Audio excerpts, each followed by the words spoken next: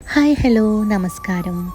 ഞാൻ നാട്ടിലേക്ക് പോകുന്ന ഒരു മിനി വ്ലോഗായിട്ടാണ് വന്നിട്ടുള്ളത്. ദുബായ് എയർപോർട്ടിൽ നിന്നാണ് നാട്ടിലേക്ക് പോയത്.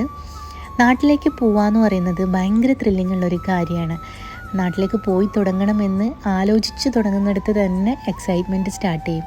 അപ്പോൾ ഒരു ചായയൊക്കെ കുടിച്ച് കുറേ നേരം അവിടെ വെയിറ്റ് ചെയ്തിരുന്നപ്പോഴത്തേക്കും ഫ്ലൈറ്റിലേക്ക് പോകാൻ സമയമായി. അങ്ങനെ ഫ്ലൈറ്റിൽ പോയിരുന്നു. ഇനി 4 മണിക്കൂർ നാട്ടിലെത്താനുള്ള കാത്തിരിപ്പാണ്. ഒരു ഗുവ ജ്യൂസും ചിക്കൻ സാൻഡ്വിച്ചും കൊണ്ട് തന്നിട്ടുണ്ടായിരുന്നു. അപ്പോൾ അതൊക്കെ കഴിച്ച് എൻ്റെ പ്രിയപ്പെട്ട പുസ്തകമായ PMA ഗഫൂറിൻ്റെ ഹൃദയത്തെ പുണരുമ്പോൾ എന്ന് പറയുന്ന പുസ്തകം വായിച്ചിരുന്നു. ഉറക്കം വന്നപ്പോൾ കുറേ സമയം കിടന്നുറങ്ങി.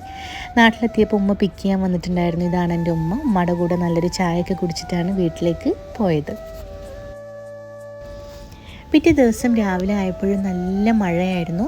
മഴ നിർത്താതെ ഇങ്ങനെ പെയ്തുകൊണ്ടിരിക്കുകയായിരുന്നു. കുറേ കാലമായിരുന്നു മഴ ആസ്വദിച്ചിട്ട്.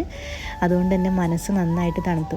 ഉമ്മ രാവിലെ നല്ല ഓട്ടടയും ചായയൊക്കെ ഉണ്ടാക്കിയിട്ടുണ്ടായിരുന്നു. നിങ്ങളുടെ നാട്ടിൽ ഈ കടിക്ക് എന്താണ് പറയാമെന്ന് എനിക്കറിയില്ല. നമ്മൾ ഓട്ടട എന്നാണ് പറയുന്നത്.